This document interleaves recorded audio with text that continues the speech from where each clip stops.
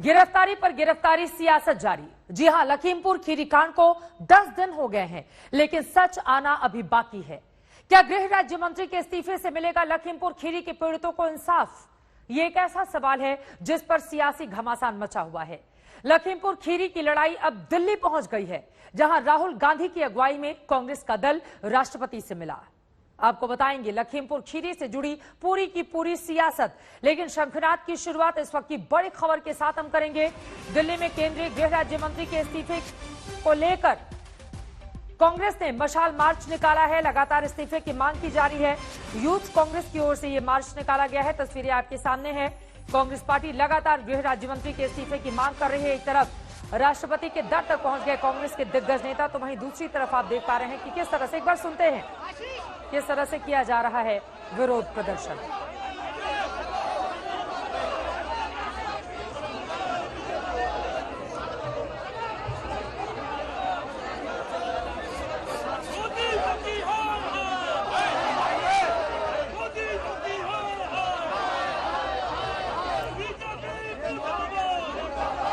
दिल्ली में यूथ कांग्रेस का ये कैंडल मार्च है। आप देख पा रहे हैं कि भारी तादाद में किस तरह से यूथ कांग्रेस के कार्यकर्ता इकट्ठा हुए हैं।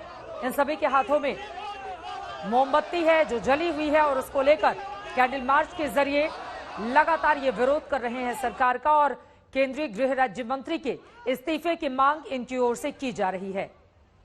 कांग्रेस पार्टी लगातार इसकी मांग कर रही है, लेकिन अभी तक सरकार की ओर से इस तरह का कोई भी रुख देश के सामने रखा नहीं गया है। सबके बीच लखीमपुर कांड में जांच एजेंसी का शिकंजा कसने लगा है, जिसे लेकर जो बड़ी जानकारी निकलकर सामने आ रही है। आशीष मिश्रा के दोस्त अंकित दास को 3 दिन की पुलिस रिमांड मिल गई है। 14 अक्टूबर सुबह 10 बजे से 17 अक्टूबर सुबह 10 बजे तक अंकित पुलिस रिमांड में रहेगा। आज एसआईटी के सामने अंकित दास पेश हुआ, तो एसआईटी ने दोनों को आमने सामने बिठाकर पूछताछ की। अंकित दास ने माना कि वो नेपाल भाग गया था, लेकिन उसने किसानों को कुचलने वाली गाड़ियों में आशीष मिश्रा या खुद के होने से इनकार किया। पूछताछ के बाद अंकित दास को गिरफ्तार कर लिया गया। कोर्ट ने अंकित को 22 अक्टूबर तक न्यायिक हिरासत में भेज दिया है।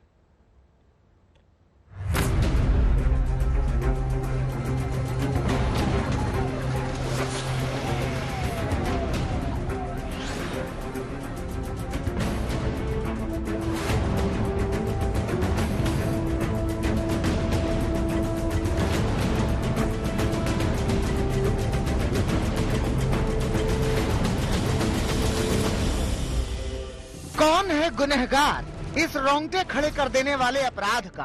कौन है जिम्मेदार 8 जिंदगियां खत्म हो जाने का?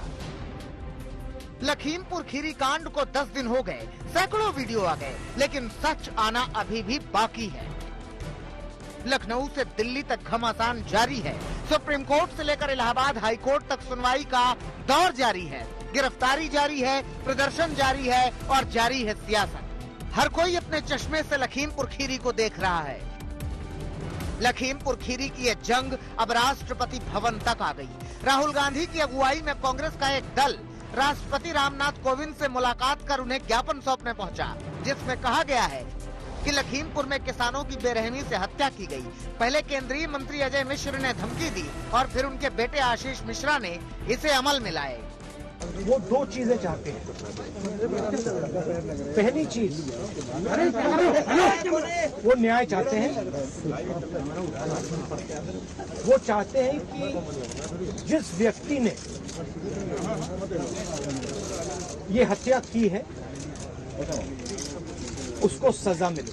जब हम लखीमपुर खीरी में शहीद किसान और श्री रमेश कश्यप जो पत्रकार थे उनके परिजनों से मिले, तो जैसे राहुल जी ने कहा, वे सिर्फ न्याय चाहते हैं।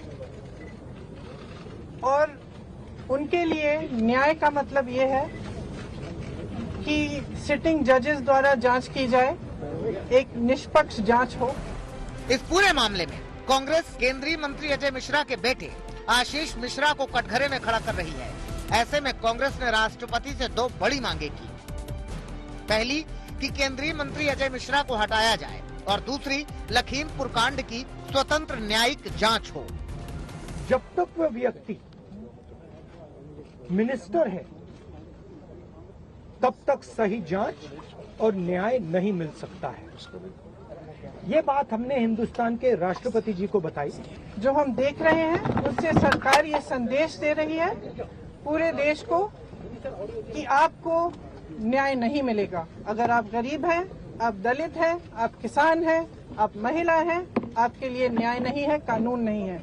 और अगर आप सत्ताधारी हैं, भाजपा के मंत्री हैं, तब कानून आप पर लागू नहीं होगा। राहुल गांधी की अगुवाई वाले दल में प्रियंका गांधी, एके एंटनी, गुलाम नबी आजाद और मल्लिकार्जुन खड़गे शामिल थे, जिसे बीजेपी ने एक परिवार की परेड कह दिया। देखो, ये परिवार की पॉलिटिकल परेड चल रही है, और जब परिवार की पॉलिटिकल परेड चलती है तो इसी तरह का जो है वो कंपटीशन दिखाई पड़ता है। अब कांग्रेस की स्थिति ये है कि बिना कैडर की कांग्रेस रह गई है और बिना समाजवाद के समाजवादी बन गए हैं लोग।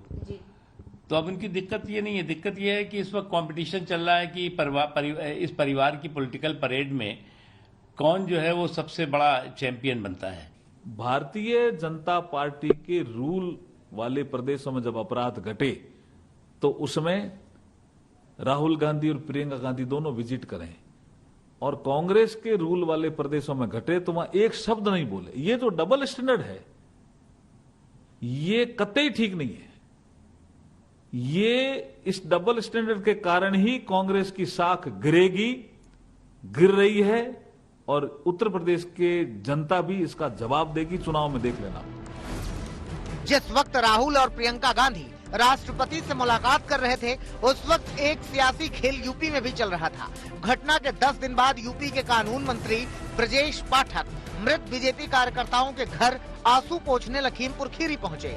हिंसा में मारे गए ड्राइवर हरिओम मिश्रा और बीजेपी कार्यकर्ता शुभम मिश्रा के परिवार से मुलाकात की। मंत्री ने घटना के दोषियों के खिलाफ कार्रवाई का आश्वासन दिया, लेकिन मंत्री जी ने मृत किसानों के परिवार से मुलाकात नहीं की। गाड़ी से रोन दिया गया और मंत्री कहता है कि मेरी गाड़ी है, और मंत्री अभी भी मंत्री बना बैठा रहेगा और इंसाफ भी होगा। ये सब इंसाफ नहीं होगा। ये आंखों में धूल झोंक रही है योगी सरकार और मोदी सरकार, क्योंकि अक्टूबर 20 को सुप्रीम कोर्ट में ये केस आएगा।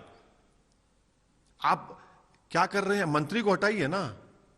वो लोग कहां हैं? वो जो 2 लोग जिनको किसानों ने पकड़ कर दिया था, आपने उनको अभी तक प्रोड्यूस नहीं किया।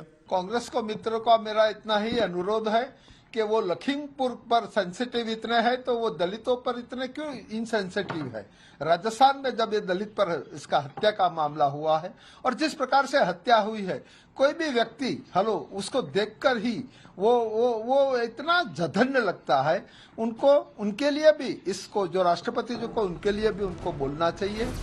उधर लखीमपुर खीरी का मुद्दा अमेरिका में भी उठा। वर्ल्ड बैंक की बैठक में शामिल होने गई वित्त मंत्री निर्मला सीतारमण से इस बारे में सवाल पूछ लिया गया। बोस्टन के हार्वर्ड कैनेडी स्कूल में एक चर्चा के दौरान सीतारमण से लखीमपुर की घटना पर प्रधानमंत्री नरेंद्र मोदी और मंत्रियों की चुप्पी पर सवाल किया गया, जिस पर वित्त मंत्री ने सफाई भी दी।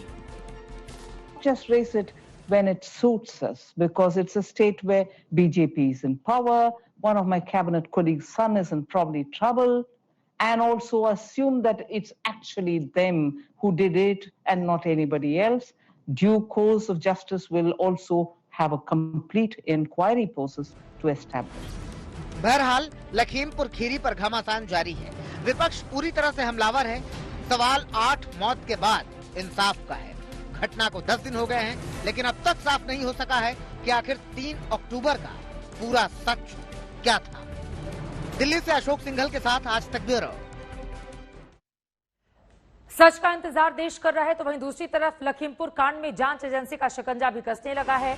बड़ी जानकारी, बड़ी खबर यह है, आशीष मिश्रा के दोस्त अंकित दास को 3 दिन के पुलिस रिमांड में भेजा गया है। 14 अक्टूबर सुबह 10 बजे से 17 अक्टूबर सुबह 10 बजे तक अंकित पुलिस रिमांड में रहेगा। आशीष मिश्रा और अंकित दास को आमने सामने बिठाकर भी 1 घंटे पूछताछ की गई है।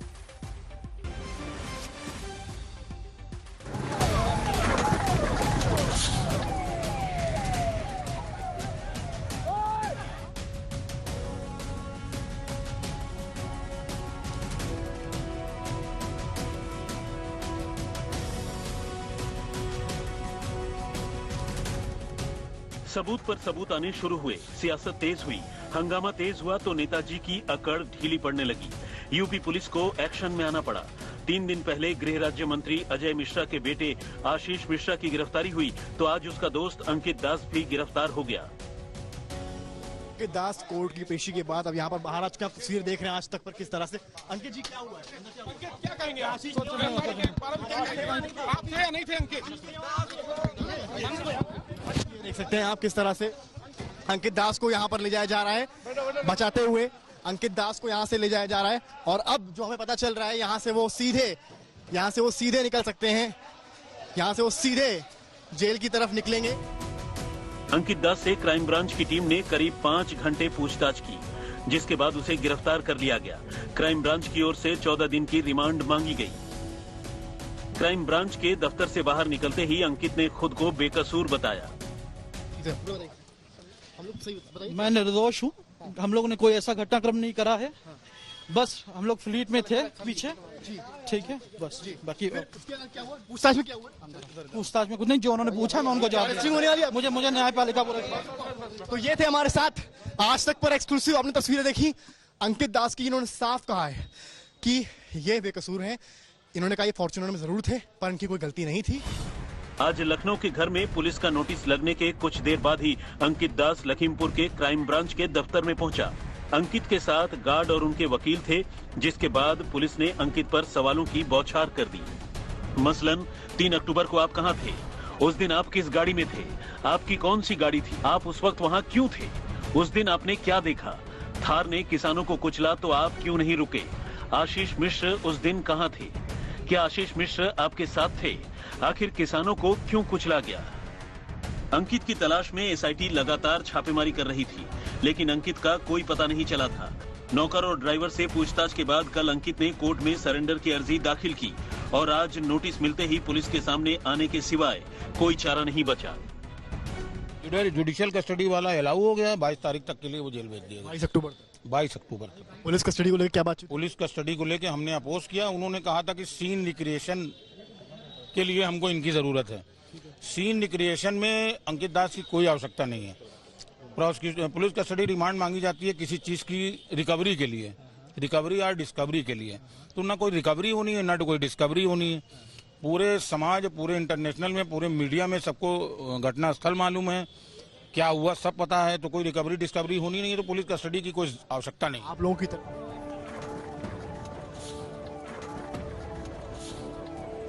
आप देख सकते हैं कि फॉर्च्यूनर और स्कॉर्पियो कैसे थार के पीछे तूफानी रफ्तार से चल रही थी। उस रोज थार कार किसानों को कुचलते हुए निकल गई, लेकिन पीछे से आ रही दोनों गाड़ियों ने भी रोकने की जहमत नहीं उठाई। वो भी फर्राटे से बिना किसी हिचक के निकल गई। लखीमपुर कांड में अब तक केंद्रीय मंत्री के बेटे आशीष मिश्रा के साथ साथ 15 लोगों को गिरफ्तार किया गया है, जिसमें अब अंकित दास का नाम भी शामिल हो गया है। हालांकि अब तक के एक्शन से विपक्ष संतुष्ट नजर नहीं आ रहा। आज एनसीपी नेता शरद पवार ने लखीमपुर खीरी की घटना पर योगी सरकार पर जमकर हमला किया। वहीं राकेश टिकैत ने पुलिस की भूमिका पर सवाल खड़े किए। आशीष की जो गिरफ्तारी हुई वो तो रेड कारपेट गिरफ्तारी है, कारपेट बिछा के गिरफ्तारी है। जब तक अजय टैनी गिरफ्तार नहीं होगा, वो इस्तीफा नहीं देगा, तो पुलिस प्रशासन के लोग भी कुछ नहीं कर सकते। इस पूरे मामले में पुलिस सवालों के घेरे में है। ऐसे में सवाल जांच पर भी खड़े हो रहे हैं। भले ही दोनों नेता पुत्र पुलिस की हिरासत में आ गए हों, लेकिन अब तक जिस तरह का पुलिस का रवैया इस मामले में रहा है वो सवालों के घेरे में है। दास को आखिरकार सीजेएम कोर्ट में 14 दिन की जुडिशियल कस्टडी में भेज दिया गया है। अब पुलिस ने भी एक तरह से पुलिस रिमांड में लेने के लिए अर्जी डाल दी है और कल इस पर डिसीजन हो सकता है। बड़ी बात यह अंकित दास ने आज तक से एक्सक्लूसिव बातचीत में बताया कि वो वहां पर घटनास्थल पर उस दिन मौजूद जरूर थे, पर उनका इसमें कोई हाथ नहीं है। आशीष मिश्रा के सवाल पर भी अंकित दास ने सर हिलाया। हालांकि पुलिस की तरफ से पेशकश की गई है, कहा गया है कोर्ट में कि पुलिस को सीन रिक्रिएट करना है उस स्पॉट पर, तिकुनिया पर, जहां पर यह इंसिडेंट हुआ था, और इसकी वजह से पुलिस रिमांड की बात कर रही है। कैमरामैन नीरज कुमार के साथ समर्थ श्रीवास्तव, आज तक। और अब बात उन रणबांकुरों की जिन्होंने राष्ट्र की रक्षा के लिए अपने प्राणों का बलिदान दे दिया। सोमवार को पुंछ जिले के सूरनकोट में आतंकी हमले में शहीद जवानों को आज अंतिम विदाई दी गई। तिरंगे में लिपटे हुए हमारे योद्धा अंतिम सफर पर निकले तो हर आंख नम हो गई।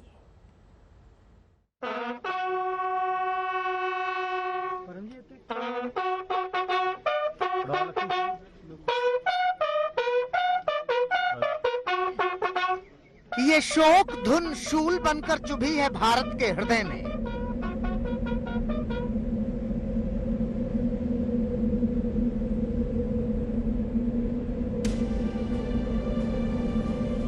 तिरंगे में लिपटे हुए लालों के ललाट पर सुबक पड़ा है देश।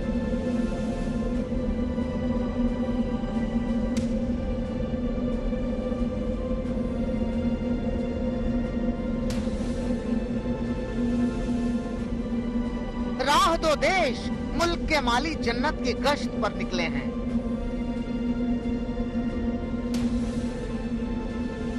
शहीदों के आखिरी दर्शन के लिए पूरा तैयार उमड़ा था। मानो हवा में घुल गए शहीदों के नाम पर बहने वाली हवाएं कह रही थी कि संभाल कर रखना इस देश को, इसे इनके बहादुर बेटों ने अपने लहू से सींचा है।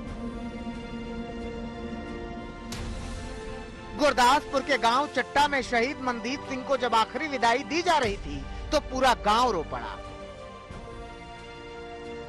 आंसुओं से डबडबाई हर आंख निहार लेना चाहती थी उस जाबाज को जिसने आतंकियों का डटकर मुकाबला किया और देश की रखवाली में सूरनकोट में शहीद हो गया।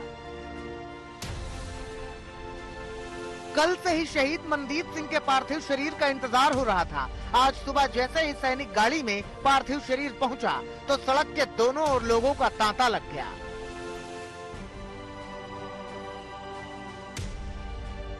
अब मनदीप के घर में विधवा बुजुर्ग माँ, पत्नी और 2 बेटे हैं। शहीद मनदीप का एक बेटा तो 4 साल का है, दूसरा महज 40 दिन का। सिसकियों के इस शोक धुन पर देखो कृतज्ञ राष्ट्र की ये सलामी। इस देश के बच्चे बच्चे ने चूमा है इन शहीदों का माथा। इस देश की हर माँ ने ली है अपने लालों की बलाएं। आंसुओं की सलवटों में गर्व छिपा हुआ है, देखो इसे।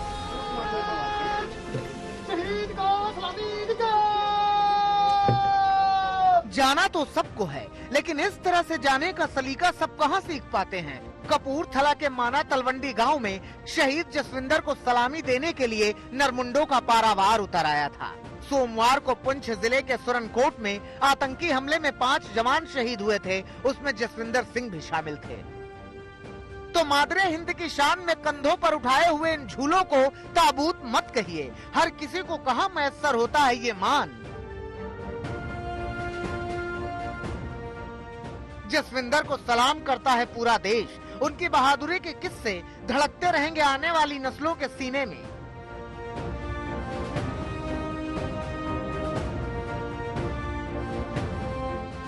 आज रोपड़ के पंचरडा गांव के ठीहे नम है। नमी है यहाँ की मिट्टी में, जहाँ पला बढ़ा और वर्दी पहनकर सरहद पर मुल्क की रखवाली करने निकल गया नौजवान गज्जन सिंह, वो लौटा है तिरंगे में लिपटा हुआ, शहीद होने का रुआब लेकर। कुछ महीने पहले ही गज्जन सिंह दूल्हा बने थे। किसे मालूम था कि मौत को भी इतनी जल्दी वो ब्याह लाएंगे। पुंछ में घात लगाकर किए गए आतंकी हमले में जेसीयू नायब सूबेदार जसविंदर सिंह, नायक मनदीप सिंह, सिपाही गज्जन सिंह, सिपाही सूरज सिंह और सिपाही वैशाख शहीद हो गए। शहीदों को देश सलाम तो कर रहा है, लेकिन आवाज भी कर रहा है कि इस शहादत का हिसाब हो और करारा जवाब हो। आज तक ब्यूरो। ताकत वतन की इनसे है, सभी शहीदों को देश का सलाम पहुंचे। आगे बढ़ते हुए बात महाअष्टमी की करेंगे। आज देश भर में महाअष्टमी का त्योहार मनाया जा रहा है। असम से राजस्थान तक और दिल्ली से उज्जैन तक आस्था की लहर है। मंदिर और दुर्गा पंडाल में भक्तिभाव से भरे हुए हैं भक्त। वो मां दुर्गा की अर्चना और आरती कर रहे हैं। गोरखपुर में मुख्यमंत्री योगी, पटना में सीएम नीतीश कुमार, जयपुर में सीएम गहलोत ने भी मां दुर्गा की स्तुति की। ये अलग अलग तस्वीरें दिखा रहे हैं। गोरखपुर, पटना, राजधानी दिल्ली, जयपुर, गुवाहाटी और उज्जैन की हर जगह भक्तिभाव के अलग अलग रंग देखने को मिल रहे हैं। हालांकि कोरोना गया नहीं है, उसके मद्देनजर बहुत सारे एहतियात भी बरते जा रहे हैं, लेकिन इन सब के बीच जो भक्त हैं उनके भक्ति भाव चारों तरफ बिखरी हुई है, जैसा कि इन तस्वीरों में आप देख पा रहे हैं। आज महाअष्टमी है, कल नवमी है। इस समय भी जगह जगह माता की स्तुति की जा रही है, जगह जगह आरती की जा रही है। बॉलीवुड के सुपरस्टार शाहरुख खान के बेटे आर्यन खान की मुश्किलें मुसीबतें कम होने का नाम नहीं ले रही हैं। आज एक बार फिर से उनकी जमानत पर कोई फैसला नहीं आ पाया। आर्यन खान को आज भी नहीं मिली है जमानत, क्योंकि अदालत में जमानत पर बहस ही पूरी नहीं हो पाई। स्पेशल एनडीपीएस कोर्ट ने अब सुनवाई के लिए कल की तारीख दी है और कल फिर से सुनवाई होगी। सुनवाई के बाद क्या राहत मिल पाती है, ये अपने आप में बड़ा सवाल है। एएसजी ने कोर्ट से मांगा है कल का वक्त, कल सुबह 11 बजे जमानत पर एक बार फिर से सुनवाई शुरू होगी।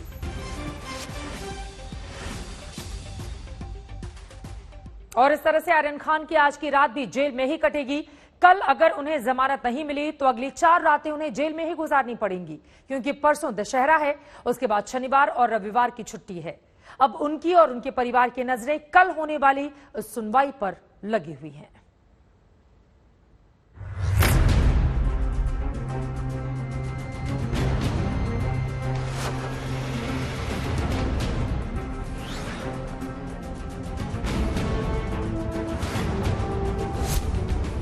आर्यन खान को नहीं मिली राहत।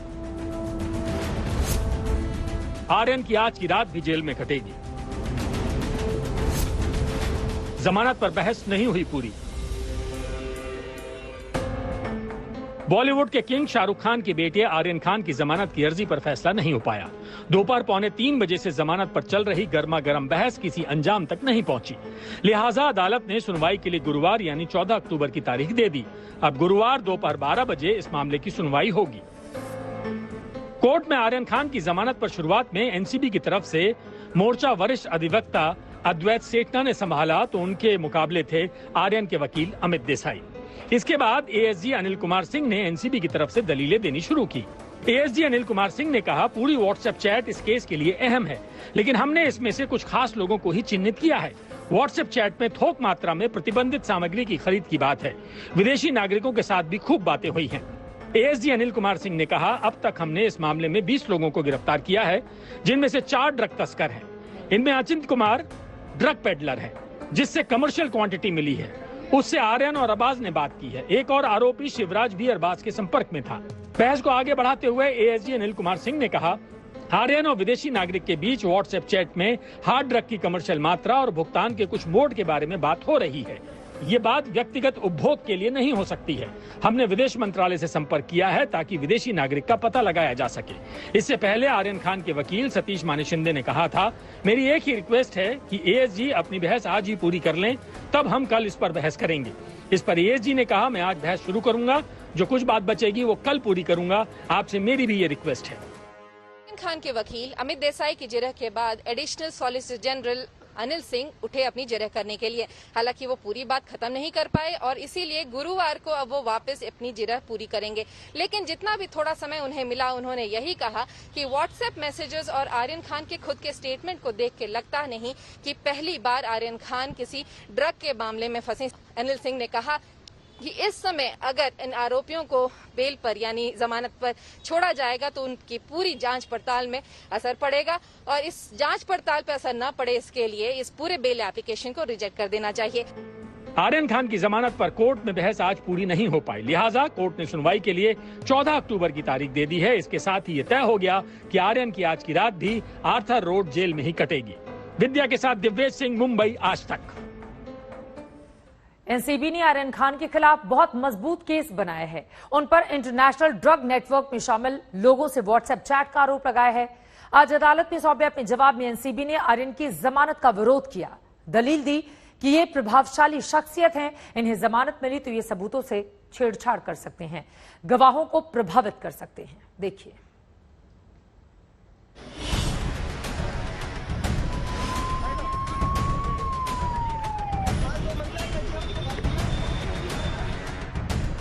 बॉलीवुड के बादशाह शाहरुख खान के बेटे आर्यन खान की किस्मत का फैसला एक बार फिर मुंबई की एनडीपीएस स्पेशल कोर्ट में होना था।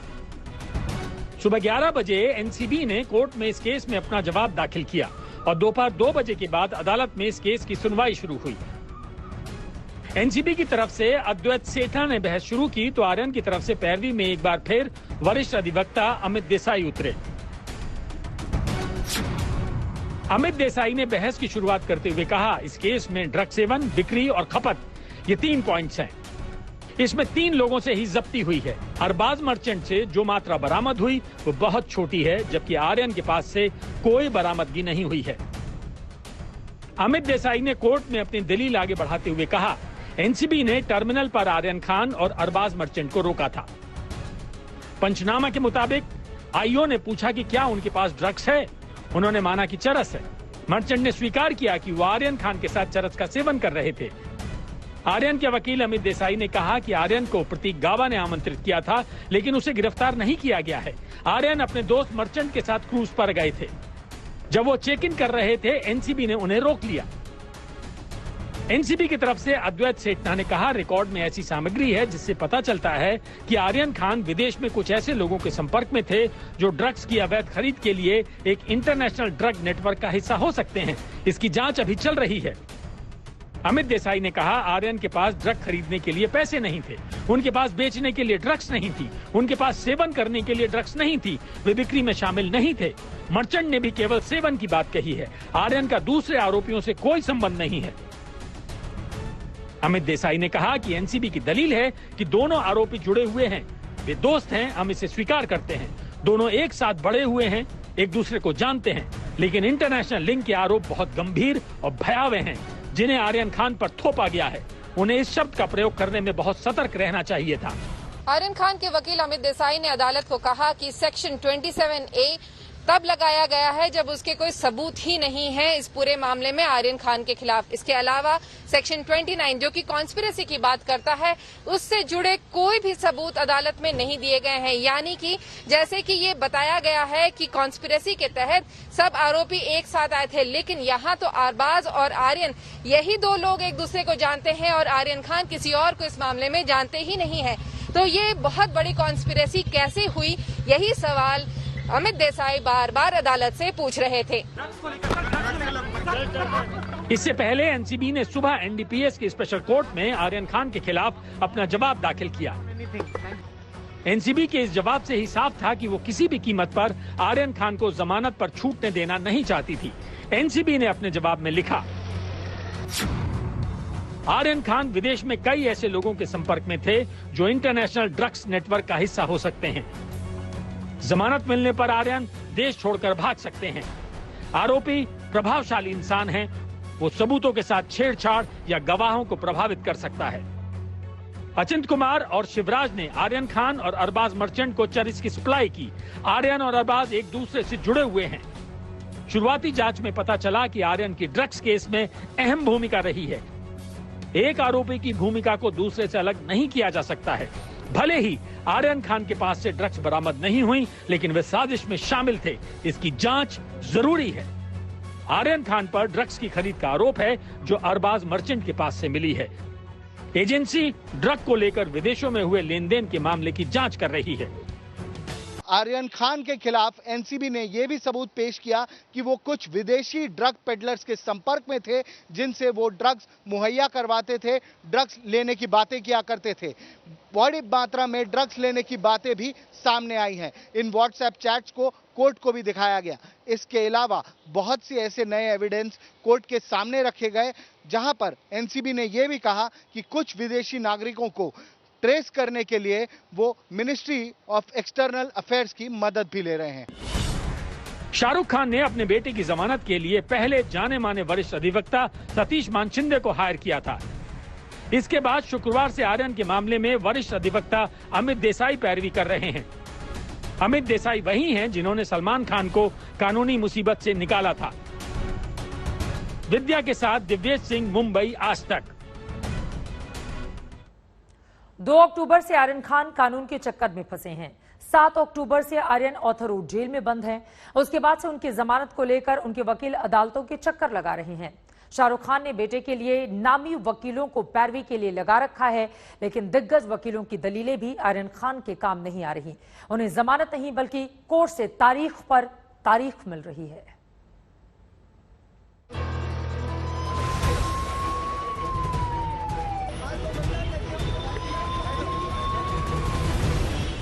2 अक्टूबर से कानून के शिकंजे में फंसे आर्यन खान जमानत पर रिहाई के लिए छटपटा रहे हैं। शाहरुख खान ने अपने बेटे को इस केस से निकालने के लिए सतीश मान शिंदे और अमित देसाई जैसे दिग्गज वकीलों को कोर्ट में खड़ा किया है। परिवार का एक एक पल एक एक बरस की तरह बीत रहा है, लेकिन आर्यन की रिहाई के रास्ते में तारीख पर तारीख पड़ती रही। 2 अक्टूबर को एनसीबी ने आर्यन खान को गिरफ्तार किया था। 3 अक्टूबर को मुंबई की किला रोड कोर्ट ने 4 अक्टूबर तक की रिमांड में दे दिया था। 4 अक्टूबर को कोर्ट में फिर आर्यन की पेशी हुई, जहां से 7 अक्टूबर तक उन्हें रिमांड में दिया गया। 7 अक्टूबर को कोर्ट ने आर्यन को 14 दिन की न्यायिक हिरासत में भेज दिया। अगले दिन जमानत पर सुनवाई की बात कही।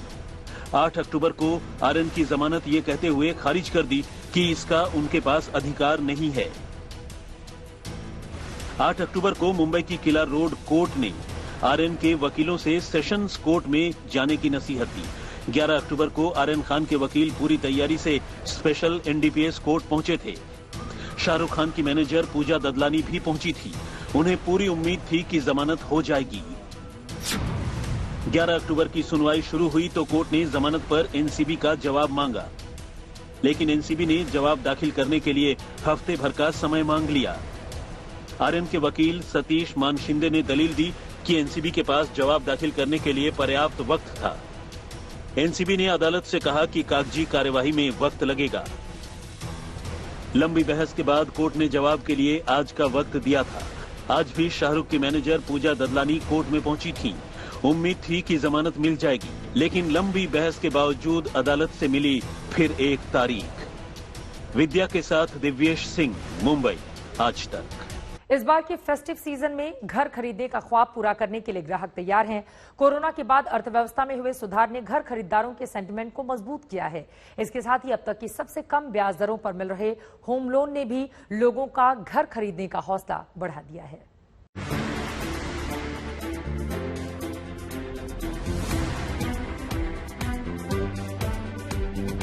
रियल एस्टेट के लिए फेस्टिव सीजन गेम चेंजर साबित हो सकता है।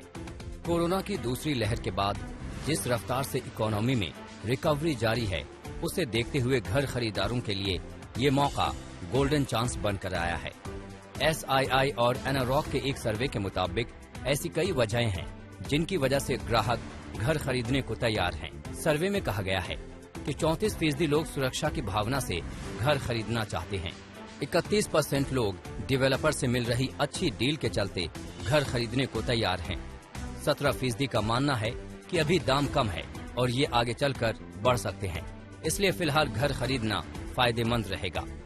16% लोग स्टाम्प ड्यूटी में कमी की वजह से घर खरीदना फायदे का सौदा मान रहे हैं।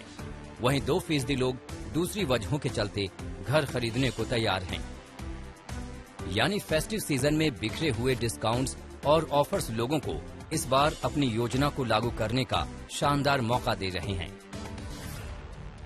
पिछले दिनों घर खरीदारी में बहुत ज्यादा वृद्धि हुई है। इसका सबसे बड़ा जो रीजन है वो डेवलपर्स द्वारा अच्छी ऑफर देना, लोगों का घर को एक सोशल सिक्योरिटी समझना, अच्छी स्कोप ऑफ एप्रिसिएशन का दिखना, एक नए होम ऑफिस की जरूरत होना और थर्ड वेव का जो डर था वो बहुत हद तक कम हो गया है। वैक्सीनेशन ड्राइव बहुत अच्छी हुई है, तो उसका भी इम्पैक्ट देखने को मिलता है। घर खरीदने के लिए लोगों के इस फैसले के पीछे बड़ा हाथ सस्ते होम लोन का है। सुस्त क्रेडिट ग्रोथ से परेशान बैंकों के लिए भी होम लोन कम जोखिम वाला जरिया है। ऐसे में होम लोन की ब्याज दर फिलहाल ऑल टाइम लो पर पहुंच गई है। होम लोन के मामले में बैंकों और हाउसिंग फाइनेंस कंपनियों के बीच कड़ा मुकाबला देखा जा रहा है। HSBC बैंक 6.45% की दर से होम लोन दे रहा है। कोटक महिंद्रा और bank of Baroda 6.5%, Punjab national bank 6.6%, city bank 6.65%, LIC housing finance 6.66%, SBI, ICICI और HDFC 6.7%, जबकि IDBI और एक्सिस बैंक 6.75% पर होम लोन दे रहे हैं। इस सस्ते होम लोन ने कोरोना का असर कम होने, लॉकडाउन खुलने, वैक्सीनेशन में तेजी आने, जॉब सिक्योरिटी बढ़ने से घर खरीदने का हौसला बढ़ाया है। इसके साथ ही सैलरी में बढ़ोतरी की उम्मीद और आईटी समेत कई सेक्टर्स में हायरिंग भी काफी बढ़ गई है। इससे भी खुद का मकान लेने का कंज्यूमर सेंटिमेंट बहुत मजबूत हुआ है। आदित्य के राणा, आज तक।